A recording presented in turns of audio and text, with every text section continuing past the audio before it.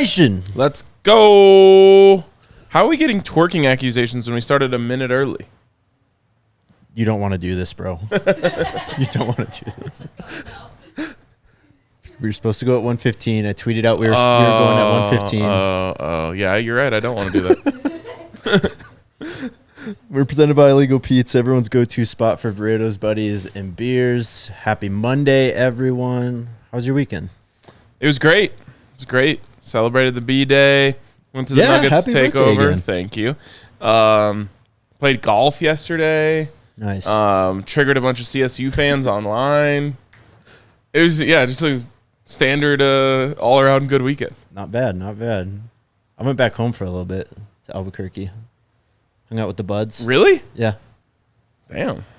That's crazy. It's a short little drive. Drive? Yeah. That's weird, right? 6 hours. That's not that bad, I guess. 6 hours. So you spent 12 hours of your weekend driving. Mm-hmm. That's basically a whole day of the weekend. I mean, listening to music. Got to be by myself. It was great. Also, we lost an hour of the weekend. I know. It was brutal. I didn't factor that in. Yeah. I was up because it was the night of my birthday. Oh, yeah. So I was up, and actually my Madden game was against someone from London, and he hit me up at like 1:30 a.m. and was like, yo, you want to play our Madden game? I'm like, fuck it. So then we're playing our Madden game, and then the Madden game ends, and it's 4 a.m. And I'm like, what sort of time vortex did I just enter? Then I realized, it must be spring forward. Yeah, I was out at a bar at that point, and seeing the clock go from 1:59 to 3 was pretty traumatizing. Dude, I was oblivious. Yeah, it was rough. When are we gonna end this nonsense? By the way, I thought it was January 1st of this year. I actually looked into it. The Colorado law that was passed was only if, like, Congress inputs a law that makes it so that you can, like, states can make their decision. So it's like a. But how come Arizona gets to make their own decision? It's Arizona and Hawaii. They're the only ones. I don't know. Makes no sense to me. I will say I didn't mind the sun going down at 7 p.m. last night. That was clutch. But we're not farmers anymore. We don't need the extra hour of daylight to till the fields and tend to the animals. I never understood why the farmers needed that anyway. Couldn't they just change their schedule? Right. I don't know. Doesn't make any sense to me. All right. We're continuing our position previews. We're starting with the offensive line. I mean, one of the, I guess, most intriguing position groups in the entire country, Colorado's offensive line. Yeah, man.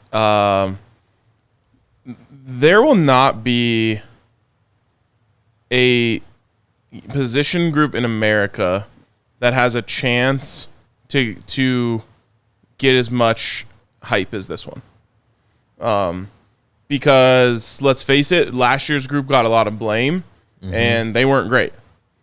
If this group comes out and starts dominating, and honestly, what's crazy is they don't even have to dominate quite as much because they have such a great quarterback. If they just give Shedeur an extra half second is exactly what I was going to say.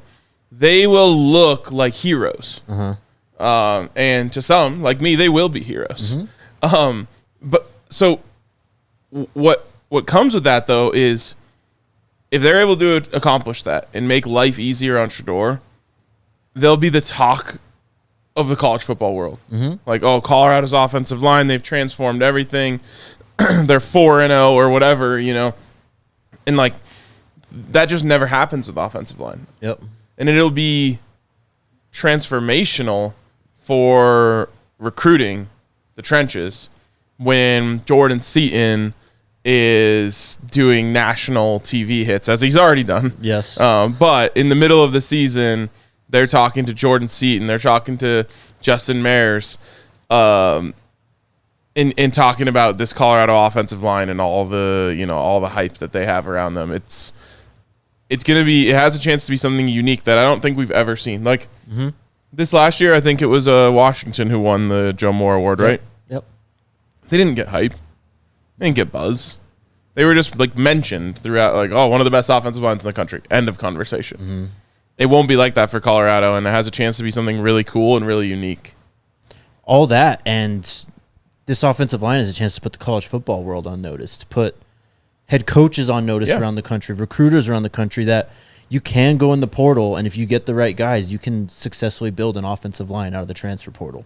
Well, and all of the portal cliches are going to die, because you're going to be able to do anything you want throughout the portal, the portal very soon, and if we're not already there.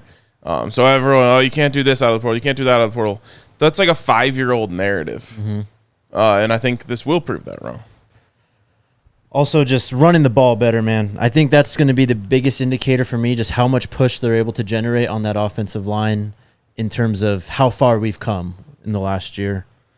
Let's start with Jordan Seaton. Big time. Yeah. Probably the biggest commitment of the Coach Primera thus far in Colorado, and has looked as advertised through the early days of, winter workouts and working with Coach Mo. He looks like an NFL player. Yeah. He's 18 years old. He certainly has things to learn and areas to improve, as everyone does. But the fact that he already looks and moves like an NFL player at this age, and that's something that goes all the way back to, breaking down his film with Dre on this. He's just like, this guy is unbelievably fluid and strong and big for a high school player. And now he's obviously in college. He's getting college strength training, but it's the natural athleticism that goes along with the size that just makes him look so special. It makes him look like some of his heroes. I mean, we saw a true freshman left tackle at Alabama last year. Caden Proctor did have his struggles, but he really came along and helped kind of solidify an offensive line who, Bama's really known for running the ball and being dominant in the trenches. And they struggled at the beginning of last year. That USF game, they lost to Texas. So there's probably going to be some speed bumps along the way with Jordan Seaton. Oh, yeah. But the ceiling is tremendous, and I have no doubt he's going to be, 5 steps above what we had at left tackle last year. Yeah, and while we've talked a lot about Big 12 offenses and how they're going to be kind of comparable to the Pac-12 this last year. Yeah. You're not going to have 3 first-round quarterbacks in the conference. In fact, 1? In Shedeur? Yeah. Fafita, so small. Too young. He's not even eligible. Yeah. But I just mean, overall. Right. I mean, if KJ Jefferson, I guess, goes off, that could be a guy. Jalen Daniels. Right. So there's, again, it's close. Not quite there. I don't think the defenses are as good. And I don't think the pass rushers are as good. The pass rushers definitely. Yeah. And so that's a nice kind of, I don't know what the word is, a nice thing to have in the mix for Jordan Seaton as he, just cuts his teeth at a different level of football. It's going to be a big spring for him. Let's get on to the transfers then. Our guy Justin Mayers, one of the highest graded offensive guards in college football last year, coming from UTEP. And a grown man. I mean, he's 22, 23 years old. And that's going to be the big difference with this offensive line is guys like him. We'll get to the rest of them, Benson and Johnson. But these are older guys coming in for 1 year who it's just an instant bump. There's no other way to describe it, really. I love Justin Mayers. He carries himself like an adult. Yep. I don't know how else to describe that other than just when you're around him, if you couldn't see that he's young or know that he's young, you would think that he's just a grown ass man. Yeah. And he really is close, but he just has a. I feel like this is gonna be taken as an insult. It's a compliment. He has dad energy. Yeah, for sure. I can see that. And it's just that type of maturity, and I love that he's going to be the one next to Jordan Seaton. Yes. Because again, Jordan Seaton does deserve leash. He does deserve leeway as a true freshman coming into play, but he's also incredibly talented, and having a mentor that he can lean on next to him for any times that he has questions or concerns is incredibly valuable. I'm sure that that's something that was done intentionally, but it's comforting to me that that's the guy that's going to be next to him on the line. And, I mean, the guards were, you talk about last year's offensive line, probably the weakest position. And you go get a guy who was widely recognized as one of the better guards, at least in the G5, probably in the country, too. Mm-hmm. I mean, he could have probably declared for the draft and shot up draft boards this time right now. But instead, he wanted to come, and he's really built a relationship with Shedeur. Coach Prime loves him, too. The whole team loves him. I feel like he's kind of seen as a leader already at this point as well. Absolutely. Next guy is Khalil Benson. Projecting him to start at right tackle. That's where he started in all 12 games last year for the Hoosiers. He's played all over the offensive line, though. So, there's almost every position's up for grabs on this offensive line. And I could see him slotting in a few spots, but it feels like right tackle is going to be the spot for him. Yeah, where else could you see him slotting in? Guard. But we brought in so many guards that... Yeah. I mean, that's where he played before. Yeah, I mean, Savion Washington might have something to say about him playing at right tackle. Obviously, up and down last year for Savion, and I think there's certainly on top of not having the best year, also like guilt by association of just being a part of a line that was much maligned. Yeah. That being said, though, I don't want to count him out. He's a NFL, sized tackle and has a chance. But Khalil Benson, again, brings a grit and a nastiness to the line that I just love.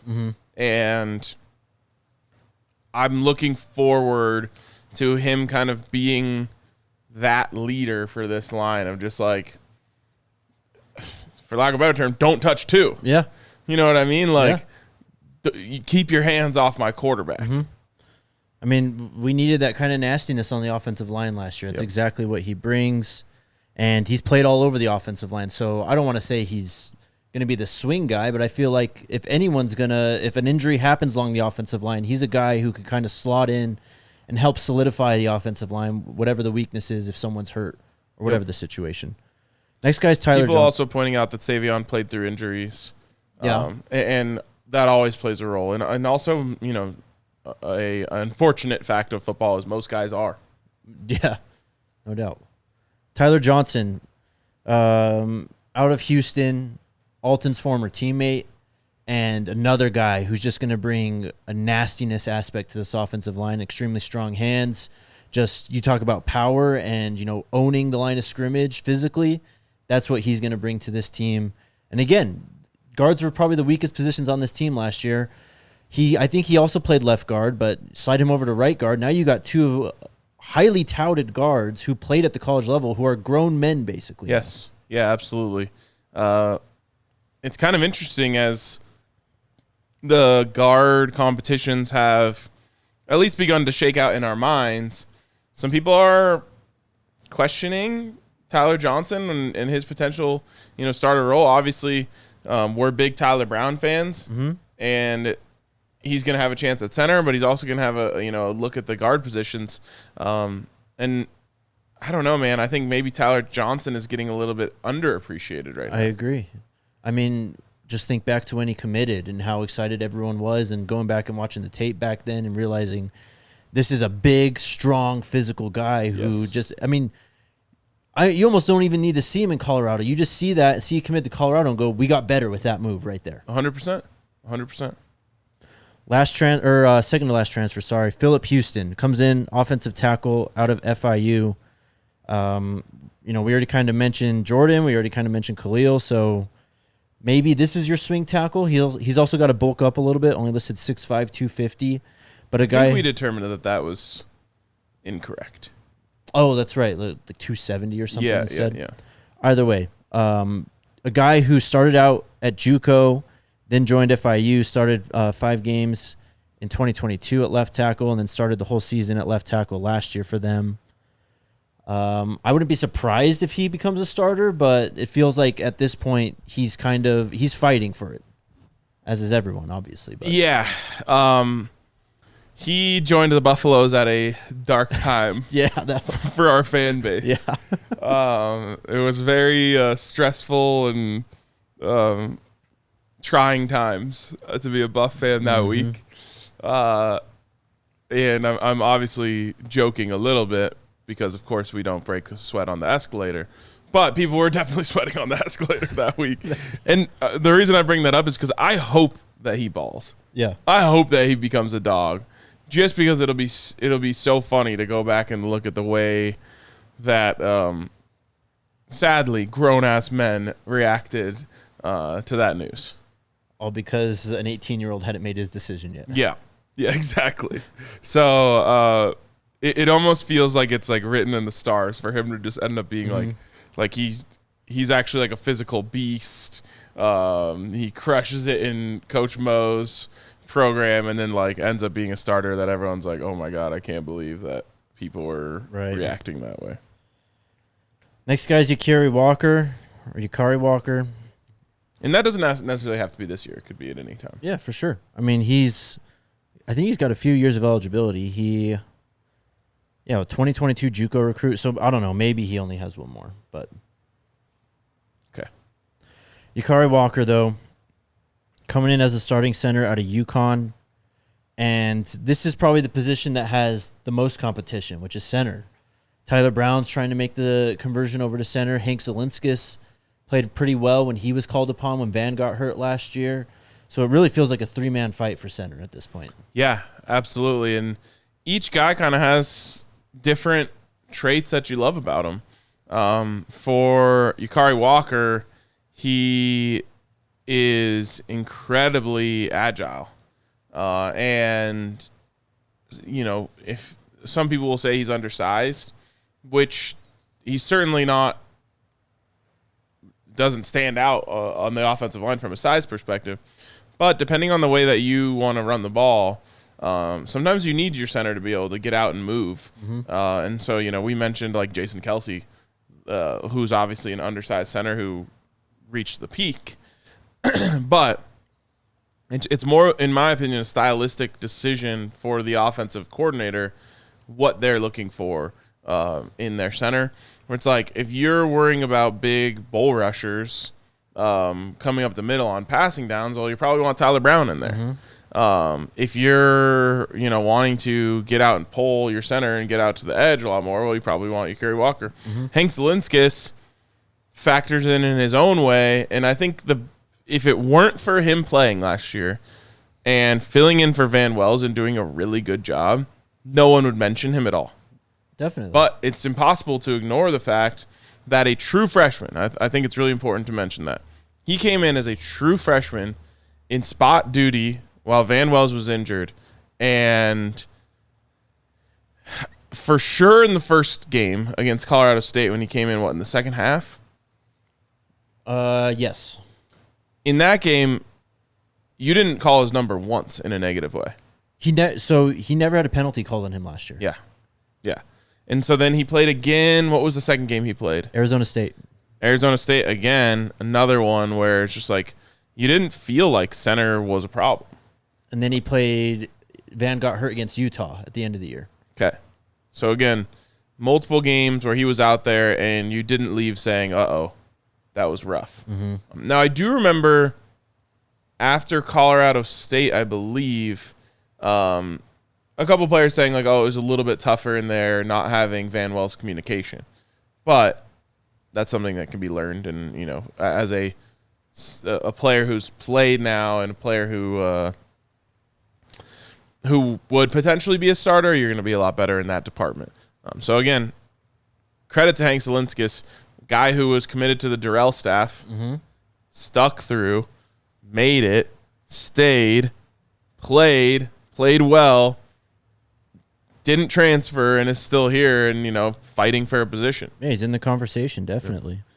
Back to Yukari Walker. I mean, he was listed at 6'3", 267. It does look like he's bulked up since he's arrived in Boulder.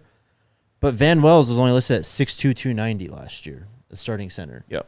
If Yukari Walker puts on 15, 20 pounds, there's no worry. There should be no worries about his size or ability to hold up against, big nose tackles and stuff. And Zelinskis is 6'3", 285 also. Yeah.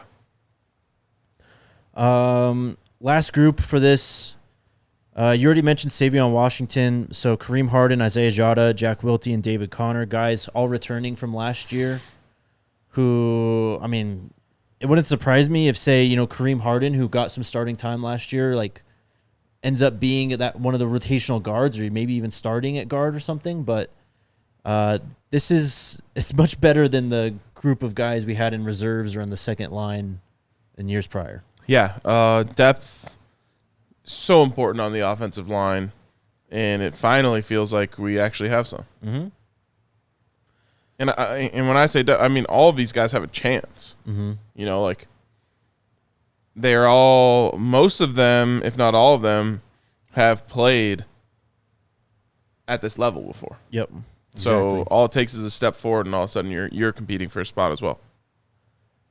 All right. Time to chill. With our friends over at Coors Light, how many Coors Lights do you think we're going to crush during this next week in Vegas? Collectively, Yes. As a team. I'm taking the over on 50. Okay. Not triple digits, though. We don't go that hard. It's tough. It's tough. You guys don't you guys don't like degenerate out with me at the table, so I don't know what you guys are up to. We're just taking in the Fremont experience, brother. Yeah. But which beer to grab when it's time to chill. Shout out Coors Light. You can get them wherever you are, and you can get delivered straight to your door with Instacart. Go to CoorsLight.com/DNVR. When it's time to chill, Coors Light is the beer I reach for, so when you want to hit reset, grab the beer that's made to chill. Celebrate responsibly. Coors Brewing Company, Golden, Colorado. Also, shout out to our friends over at Game Time. Best way to be rewarded for waiting. We're going to the Pac-12 Tournament this week. I am going to be taking in at least some of the games from the stands. I'm getting my tickets on Game Time. There you go. Because the longer you wait, the better the prices get. It's an incredible service for me because I like to wait until the last minute to do everything. So get over to the Game Time app, download it, use the code BUFFS for $20 off your first purchase. Remember, use the code BUFFS, BUFFS, for $20. Download Game Time today. Last minute tickets, lowest price guaranteed. 247 Sports put out an article. College football's top 25 quarterbacks in 2024. Okay. You I'm ready. Should we start from the bottom, work our way to number one? Or do you want to know right off Do the we top? care? Okay, fine. You want to start at 10? So number 10, Cam Rising. I'm assuming that Shedeur's in the top 10. Am I safe? Yes. Okay. Yes. Cam Rising. Okay. Number 9 is Cam Ward, Miami. Shout out. Working with Shedeur this week. Yep. Jalen Milroe, number 8. Okay. Drew Allar, number 7. Okay. Dylan Gabriel, number 6. Okay. Noah Fafita, number 5. Ooh. Okay. Jackson Dart, Ole Miss, number 4. That's wrong. Number 3, Quinn Ewers, Texas. Oh. Yeah. Okay. I thought he was going to be number 1. And number 2 is 2. Shedeur Sanders. All right. Disagree, but who is number 1? Carson Beck, Georgia. I mean, the numbers he put up last year were pretty good. Yeah. 4,000 What happens yards. if you put Shedeur Sanders on Georgia? It's over. It's over. But there's quite a few Big 12 quarterbacks on this list. I know. It's kind of a bummer. Avery Johnson at Kansas State is number 23. KJ Jefferson, UCF, number 22. We also have Garrett Green at West Virginia at number 15. Jalen Daniels at Kansas, number 12. And as I said, Cam Rising, Utah, number 10. And Fafita, number 5. Conference of quarterbacks again. I know. I'm kind of pissed about it. Why can't we just go up against some trash quarterbacks? At least the games will be good. All right. So Carson Beck had 3,900 yards, which is impressive. 24 touchdowns, 6 interceptions. Mm-hmm. There's just no way that. So Shedeur was 27-3, 28-3. 27, I believe. Okay.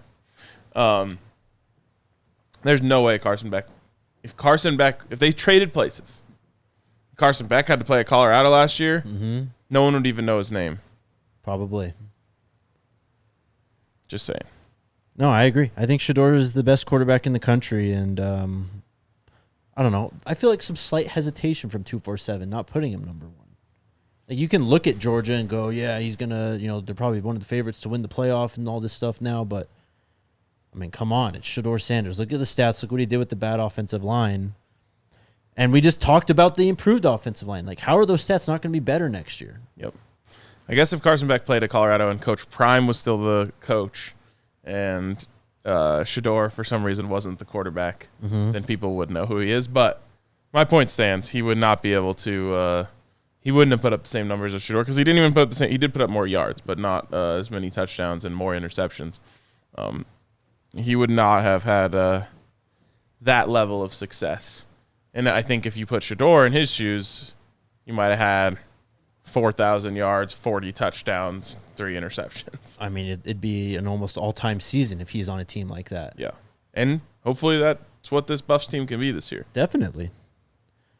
Other thing related to football, Pro Day, Thursday. We will not be here. But Unfortunately. Zay Weaver will also not be there. Yeah. So it's Taj Alston, Javon Antonio, Jordan Dominic, Derek McClendon, Juju Mitchell, Leonard Payne, Kavassier Smoke, Blake Stenstrom. Do you remember him? Yes. Yes, I do. Threw 3 passes as a Buff. Yep, I remember him. I swear he burned a bridge on his way out. Really? I don't want to put that on him. Because I was looking around socially, and I thought if that had happened, someone would have said something like, wow. Right. So I must be confusing him with someone else. Roderick Ward and Noah Young all going to work out. Some interesting storylines with these names. Juju and Kavassier Smoke coming back.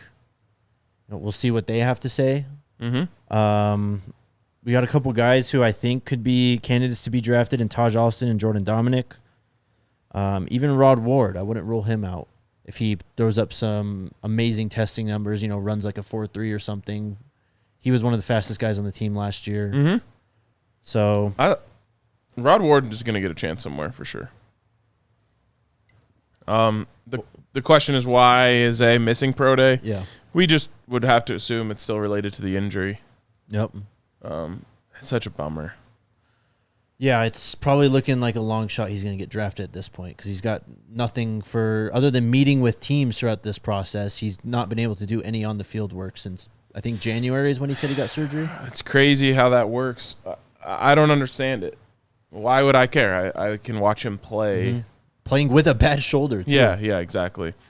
So I hate that. I hate that, that is potentially true. I know that he wasn't getting a lot of draft hype even before we found out that he wasn't going to participate in the combine. Yeah. So that's why it hurts the most. Is he needed something to be able to kind of like open people's eyes and get them to go watch the film. Right. I would Broncos like 7th round pick. I would be pounding the table if Zay Weaver was there. Definitely. And I would take him even higher than that. But if now the projection is that he's going to go undrafted, I would be pounding the table for them to go get him. People have thrown out the possibility. I don't think USF has scheduled their pro day yet, so maybe if he's healthy enough and it's delayed enough that he can get back, maybe they would accept him back there at USF and allow him to work out in front of scouts and stuff, actually get some 40 times and some numbers on the board. But, yeah, at this point, you just got to hope and pray he did well in interviews and someone's just willing to use that to be the chance to go look at the film. Yep. Also throw out Juju Mitchell. I think he's pretty intriguing, man. I know a lot of stuff happened off the field, but the NFL takes chances on players like that who show that they have the talent and just need to get it together off the field. Like, if he throws up some good testing numbers, I don't know. I wouldn't rule it out. I wouldn't either, dude. That dude, if you just watch him play, you think that's a NFL linebacker. He was our best defensive player for a period of time. Yeah, for a few weeks there. All right. Shout out to our friends over at American Financing. Do you like making money? Love it. Chat, if you want to save some money, you can tap into your home's equity with our friends over at American Financing. They're helping save their customers an average of $854 a month by tapping into their home's equity and wiping out high-interest credit card debt. They're salary-based mortgage consultants, and they are in it for you to help you improve your financial situation. They're a local Colorado company, but they're licensed in all 50 states, so no matter where you're watching, as long as you are in the United States, you can hit them up at 303-695-7000. Call American Financing, and you may close in as fast as 10 days and may be able to delay 2 mortgage payments. Call today and tell them DNVR sent you. Again, 303-695-7000, or go to americanfinancing.net/DNVR, NMLS 182334, NMLSconsumeraccess.org.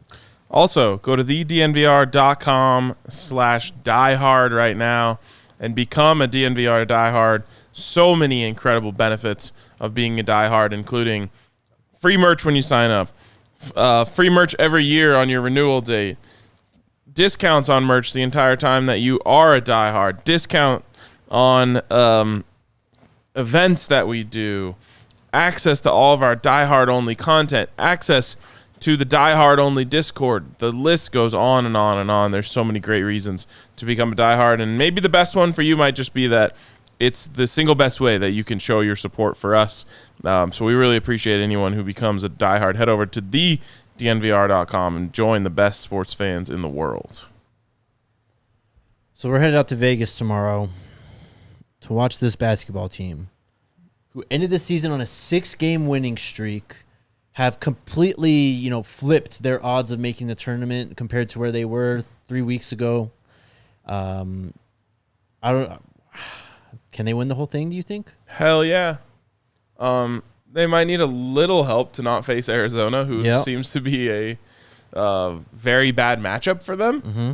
But Arizona, against every other team, looks kind of fraudulent to me. So a slip-up would not be a complete shock.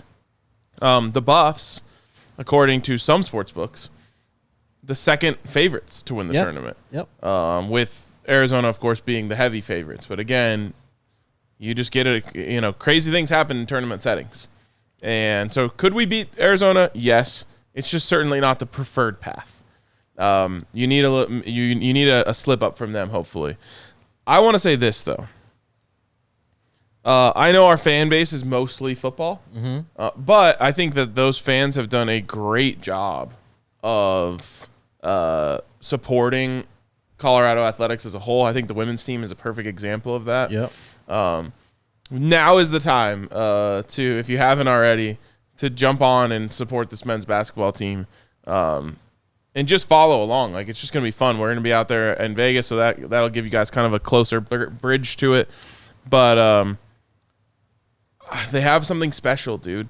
And it's what it is to me is immense mental toughness. When things got the hardest and their backs were put up against the wall, they said, fuck it, let's just win out. Yep. And that's what they went out there and did.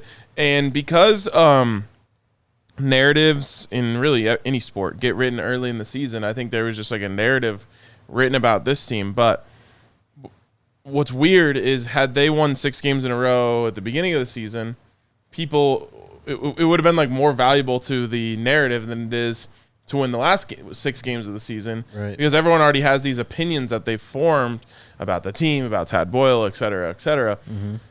But when it really comes down to it, playing your best basketball at the end of the season is most important. Yep. And I think that there should be a lot of excitement around this team right now. It feels like they should be into the tournament. Nothing is a lock. Go win on Thursday, and I think that then it does become a lock. Yep. But this is going to be fun. March basketball is the best. And it'll be fun to follow along with this team. I mean, so many times around this time of year in college basketball, it's about getting hot. And it's just about, finally gelling at the right time. And looks like that's exactly what this team is doing. Javon Hadley just won Pac-12 Player of the Week. Nice. For what he did over the weekend. And going back to the Oregon game, man, that was just such a gutsy performance. Yes. And we've said that a few times about this team over the year, a good 3 or 4 games where it's just like they really dug deep and grinded out a win. And this one, probably the biggest one of them all. Another road win, and then you go to Oregon State and you just completely take care of business. It was over early. And like again about narratives being written early, they started off terribly on the road. Mm-hmm. They ended up finishing with a completely respectable road record. Because 4-7 on the road this year. Yeah, that's fine. Mm-hmm. You know, you would love. I always say the goal is to split the road matches and sweep the home. That's 4-7 is pretty darn close. You flip one close game there and you're 5-6. So proud of this team, and again, just appreciate KJ Simpson. Yes. Such a dog. And when we talk about gutsy performances, they are almost all led and driven by KJ, because he just has a never quit attitude. Yep. And he has this look in his eye right now and through this entire stretch at the end of the season, which is just like, I'm not letting us lose. And he's been right 6 games in a row. Yep. Well, and it seems like Tristan's been he's definitely been a lot more consistent, especially during this 6-game win streak. And it's something that this team has just needed. Yep. He was very hot and cold earlier in the year, but now I think he's starting to finally, just, I don't even want to say confidence because he's just been in the program for so long, but he's just in a rhythm with the game and with his teammates right now. Of course, not having Cody, you'd love to have him back. I don't know what the situation is or if he's ever even going to come back, honestly. Yeah. But, again, sometimes that can have an effect on a team too, which is just like, all right, there's no like, look at the 5-star, bail us out here. Like, all we have is us. So yeah, I'm really proud of that team, and I think they are underappreciated on the whole throughout the fan base. So hopefully people kind of catch on here. And there's just been like some cool developments. Like all of a sudden we're getting great Bangot Dak minutes. Yeah. And like I remember early in the season he was like going up kind of soft to the rim. Now he's like punishing the rim, throwing down huge dunks. Yeah, and blocks too. Yeah, I mean Both sides. It feels like kind of something has clicked within them, and thank God it did, because we were on track for a really disappointing season, and they've kind of pulled themselves out of that now. Yep. I mean, with Doc also, but Jope has had those moments, and even Javon Ruffin, who was projected to be a complete non-factor this year because of injury, comes in out of nowhere. Starts knocking down big threes. Just like he used to last year. Yep. But it's the NCAA tournament. It's Pac-12 tournament season. It's about having that player that can take games over, and KJ can absolutely do that. I know, dude. I just like close my eyes and imagine a world where I'm like watching Charles Barkley during tournament coverage, be like, man, this KJ Simpson cat, like, he is not to be messed with. I don't know where he came from, but everyone in the country knows his name now. Mm-hmm. The fact that he also wasn't one of the Wooden Award ridiculous finalists. It's ridiculous. Crazy. Hopefully he gets that first team All-American nod, though. He deserves it. He's playing out of his mind. Absolutely. So the Buffs, as we said, will play Thursday. Tip off at 8:30 Pacific, so that's 9:30 our time. I know. Allie's going to be in New York. I was like, ooh. It's 11:30 p.m. tip off for you. Good luck. They'll be playing the winner of Utah, Arizona State. Split with both teams, I believe. Okay. We're definitely rooting for Arizona State. Yes. Not only because they are the lower ranked team, but because Utah is on the bubble. Mm-hmm. So we'll see. I'm excited. How do you feel about the 8:30 start? It's not ideal, but I mean 8:30 in Vegas though is really like 5:30 in other cities. Exactly. That's what I was gonna say. Like when you're there, and I don't know if they left yet, but I mean you don't need much time to get accustomed. Just a 1 hour time change. Mm-hmm. And I mean it's the Pac-12. They've been playing late all year, so I think they'll be okay. Yeah, I was thinking more selfishly. Oh, we're also. I don't care. We'll be in Vegas either way. We're also going to be not changing our pod schedule, or not changing it much at least. Mm-hmm. So just so you guys know, we'll probably have post-game coverage, but not a full-on post-game show. Yeah. We're not doing, 2 a.m. Eastern. No, we can't do that again. Last thing I have is, Cotter put out that tweet on the Buffs account about, applications with Coach Prime, or since Coach Prime has been hired at CU, and how it's a lot of, young black people who are actually applying to CU. And, CU has I think it's only 2% of the students at the university are black. Yep. So, we're just seeing a massive culture change going on in Boulder and CU right now. Yeah, it's unbelievable. The quote from the Daily Camera is the University of Colorado Boulder has received a record-breaking 68,000 applications for the fall of 2024, about a 20% increase up from last year. And it says applications from black and African-American students are up 50%. It's truly remarkable. And before we get to the next part of this, I just want to say, this has a chance to be Coach Prime's legacy that lasts forever in Boulder. Obviously, Coach Prime's legacy as a human goes far beyond Boulder, but there's a real chance that we look back years and years from now and say, yeah, that's when it changed. That's when Boulder became a much more diverse community. That's where, we started to see a lot of different culture and stuff that came to Boulder. And to me, obviously football, is a big part of our life and it's important in its own right, but it doesn't even touch the importance of that. And, I've said it on this show before, but Boulder's my home. I love Boulder. It has a lot of amazing things. One thing has always lacked is diversity. And I believe with all of my heart that improving in that area is just an amazing thing.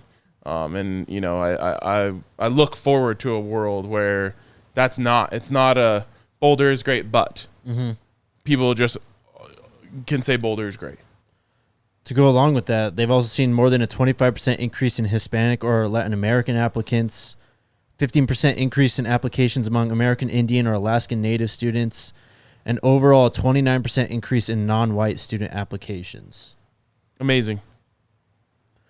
The quote you wanted to talk about is from, she's not the new chancellor, right? It's vice chancellor. So this quote from, I don't even know. Do you know the name? How do you know? I thought Are you going to make me pronounce this? Oh, yeah. Definitely. Jennifer Ziegenfuss. Wow. Let me see it.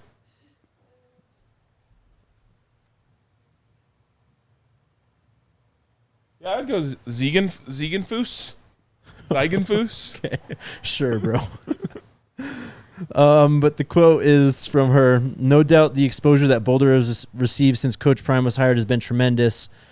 It obviously showcases that a number of our national media outlets are attracting applicants from all over the world, but it's really difficult for us to draw that causational line between Coach Prime and this applicant increase, primarily because applications for CU Boulder, specifically for first-year students, has been steadily increasing since 2000. Stop. For real. Stop. Now, this might have something to do with a company line that's we shouldn't just give all the credit to Coach Prime because then we're going to, that's going to be used against us by his agents in negotiations and all this stuff. But there's also an anti-football agenda that exists in a lot of these. And I don't know if, Jennifer is specifically a part of that, but a lot of people in education are anti-football in colleges and this, that, and the other. And one of the things that we've always said on this show, going back all the way to the BSN Buffs podcast days, is football and athletics are the ultimate window into your university. And the evidence is vast, incredibly vast. And just, the perfect example would be Alabama, who's obviously the top example, but look at the way that their facilities and on campus have improved. Obviously, the application numbers go through the roof. People want to go places that have great athletics programs, and any person who's gone through high school can remember their friends when you're all picking your colleges are all looking around. For me at the time, it was Oregon. Yeah, I had a ton of friends go to Oregon because that was the fun, new, sexy football program in America. But it's the best advertising you can ever get for your university is great athletics. And a lot of these types of people, again, not saying I don't know where her stance is, but a lot of those type of people don't want to give credit to athletics because they think that money should be spent elsewhere. In the end, more than any advertising you could ever pay for on any channel anywhere, having nationally televised football games, having ESPN drone shot of the Flatirons and the campus and all the beautiful rocks and everything is worth way more than anything else you could do for the university. I mean, you mentioned Oregon, but look at UCF too over the last decade. Of course. Since, ever since that Blake Bortles team and they really became like a national power, that school has kind of exploded. I mean, they got into the Big 12 because of football, like just exploding over the last few years. And you mentioned Oregon, like they were a historically bad program. And then, Chip Kelly comes in and they start winning and now everyone wants to go there. And they of course had the Nike money and all this, but it was all kind of centered around football. And going back to the idea that like you can't draw a direct line of causation or whatever to Coach Prime, like I can and I will. Mm-hmm. It's absolutely Coach Definitely. Prime. Coach Prime is the reason why you got all the national TV coverage. And then when it comes to the diversity part of this, the Coach Prime seal of approval is worth so much. And when Coach Prime talks about how much he loves Boulder and how he loves Colorado and, how much he's been welcomed by the community and all that stuff, that resonates on a different level than, any, diversity program or anything that you can, try to do. Like Coach Prime going out there and saying that to the world hits totally different. Mm-hmm. All right, let's get to questions.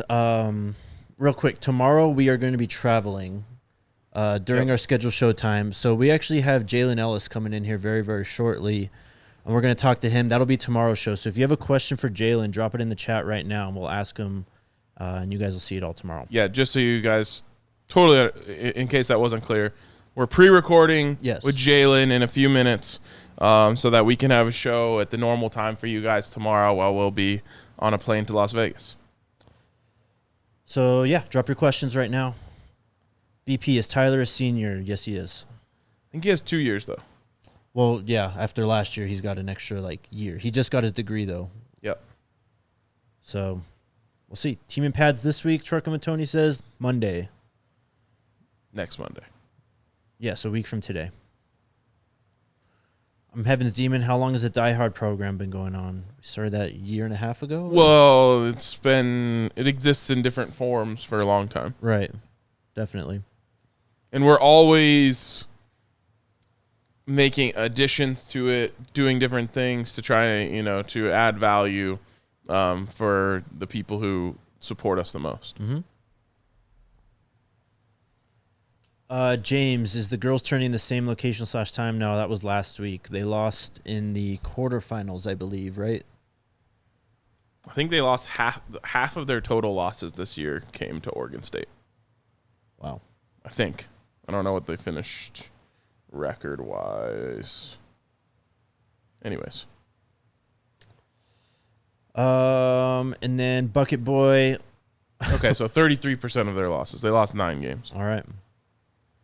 Bucket Boy's asking, what did we think about the LSU, USC, South Carolina scuffle yesterday? It's one of those things, when someone tells you, this is the greatest movie of all time, and then you watch it, and you're like, oh, yeah, it was good, but, someone was like, oh, my God, brawl, and so I was like, oh, my God, a brawl, and then I watched it, and it was not a brawl.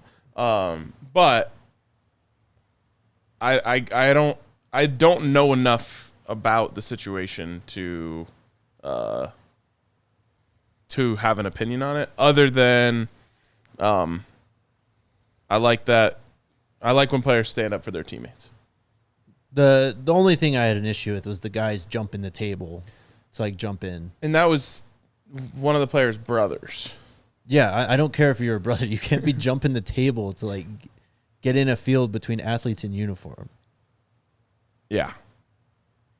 Certainly not in a situation it wasn't out of hand, you know what I mean? Right.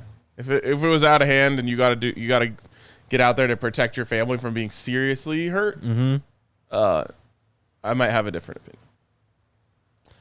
They're out there with their entire team. Yeah. They're okay. Boom Shakalaka says, who's going to be ranked the fastest on NCAA football game on the Buffs? I'd say Dylan. How high? 97? I guess my only worry there is fast running backs are a cheat code in those games. So like they don't like you never see a 99 speed running back. Right. Do they nerf him with like a 92? Yeah, that would be crazy. I bet you he gets at least 95. But if he gets 95, then Jimmy might be like 97.